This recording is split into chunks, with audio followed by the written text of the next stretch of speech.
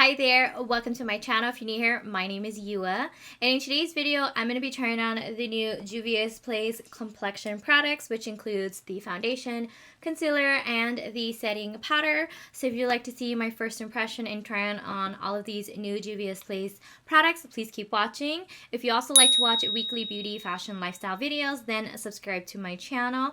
Other than that, let's get started. If you didn't know, Juvia'S Place released a bunch of new complexion products, which includes the foundation, concealer, and a setting powder. Juvia'S Place is really known for their very affordable eyeshadow palettes that are jumbo size, which I've tried a bunch of them and I really enjoy their eyeshadow palettes. So I'm pretty excited that they released some new makeup products, especially the foundation and concealer, because I'm always on the lookout for nice new foundations as well.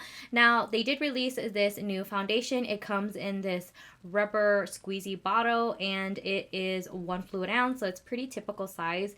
It retails for $20, so it's definitely on the not the super high end, but I would say on the high end of the drugstore prices. So $20, it's not bad, but it definitely is not on the super low or high end of the spectrum. Now I did already have moisturizer on, but I'm gonna place my Smashbox Photo Finish Primerizer on just one side of my face because I typically just like to try to see if the primer really makes a difference, and this is pretty standard that I pretty much do whenever I do my first impression foundation, but I typically have dry skin in case you are curious. I did pick up the shade 550. I believe it's Martinique or Martinique. I'm not really sure.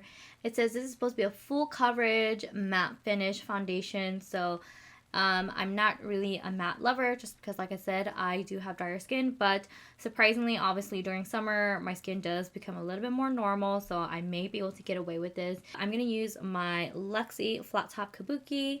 And I'm just going to put about this much. And I'm just gonna put it on the side with, so it doesn't really have a scent, so that's a good thing. But I'm gonna start off with the side that has the primer. Okay, this is definitely way too warm for my skin tone. It definitely does feel velvety, definitely like what it says. It doesn't feel liquidy. It kind of has that and it looks like I have too much, so I'm going to just spread some on this side as well. Definitely feels velvety, and I feel like it definitely has a lot of coverage just right off from the first, from that first squeeze. And then I'm just going to put a little bit. It feels like it looks like a whipped kind of formula. So I guess velvety texture, I guess it's pretty accurate.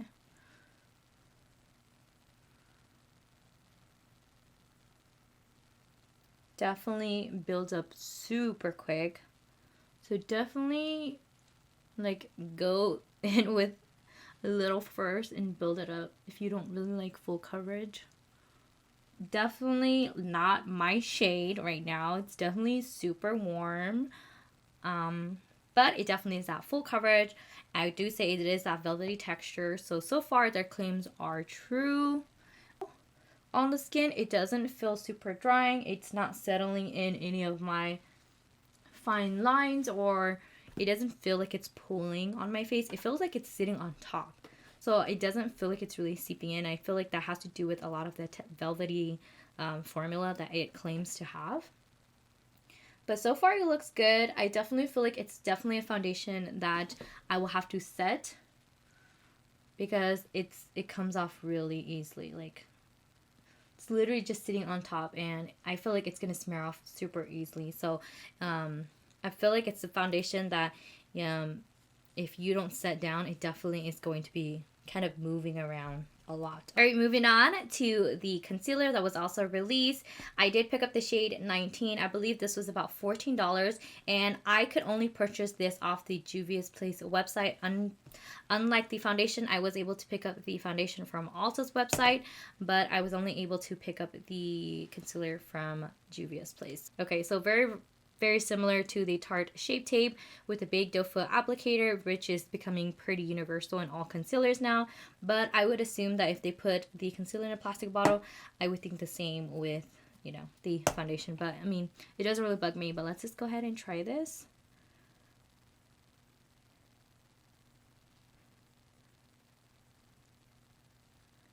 So I'm just gonna set under my eyes, down my nose, a little bit on my chin, just a little bit right here. I feel like this definitely is more of a highlighting shade because it's definitely lighter. With a damp beauty sponge, I'm gonna just go ahead and blend that concealer out. It definitely feels a little bit thicker than what I'm used to, but it looks like it's blending out okay. I feel like it has kind of like a sticky kind of feeling where it's kind of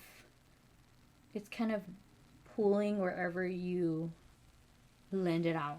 Not saying it's a bad thing, but it has kind of that like texture where it kind of feels like it's sticky. Alright, so first impression for the concealer, I think that it was easy to blend out. It's not too thick. I feel like it's a really good like medium to full coverage.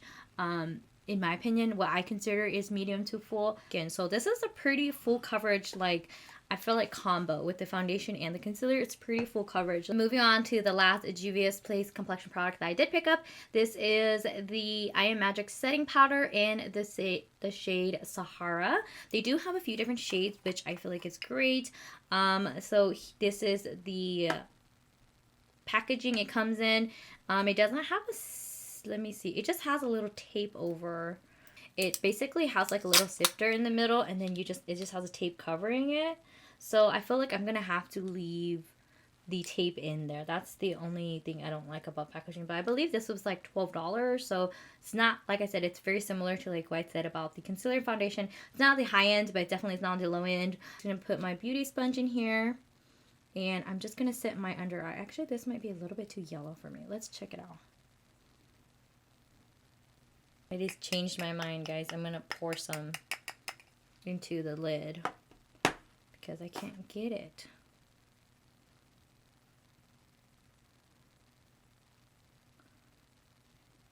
And I'm just gonna bring it down all the way just to set a little bit of this foundation, because like I said, I feel like it's one of those foundations that you have to definitely set it down because it feels like it's just going to rub off. Alright, so first impressions on the Sahara setting powder. So far, I think that it feels very lightweight. It doesn't feel super thick.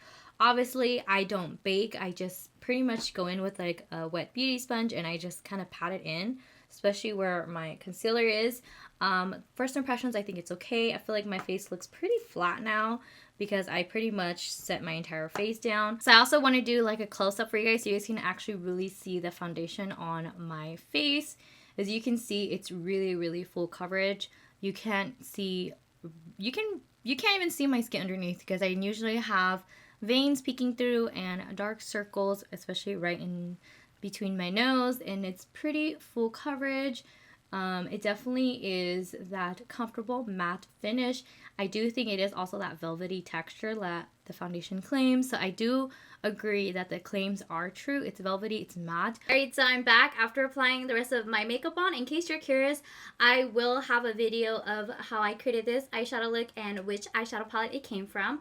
If it is already available, I'll link it up in the cards. If not, definitely be on the lookout. The video coming after this definitely should be this makeup look or this eyeshadow look and telling you which eyeshadow palette I used. But I'm just going to give you guys kind of my thoughts right after applying the rest of my makeup with obviously the foundation, the concealer, and the powder. So far, it's looking better. I does feel like it did dry down just a tad, but I feel like it's not super drying. It definitely has settled more into my smile lines, a little bit right here on my lips. I don't know why I do get that. Do you get that as well on your smile lines, especially right here on the sides of like your lips? I feel like I get that really easily. I probably have really deep lines there, but other than that, it looks really good. Still looks very full coverage, feels pretty good on the face. Other than that, it overall looks pretty good. Right after applying the rest of my face and eye makeup on, I definitely will check in throughout the day. So I'm back. It's been about a good 5 hours. I went out, I went shopping, I had lunch and then I just got back, so I definitely want to give you guys an update. So after 5 hours, it still looks pretty good. It still has stayed in place, has not really worn off. I see a little on my nose, but I do notice, especially in this area, for some reason lately, I feel like this area around my mouth and chin has just not been the greatest. And now you can see that the foundation has really settled into my smile lines and just kind of a little bit cakey around here, even around my nose. It's a little bit cakey. I don't know if you guys can see. I definitely feel like it looks, cakey. Like it's kind of looks kind of thick, kind of settles. Has started a little bit separating a little bit down here. So it doesn't look the greatest in this area after 5 hours.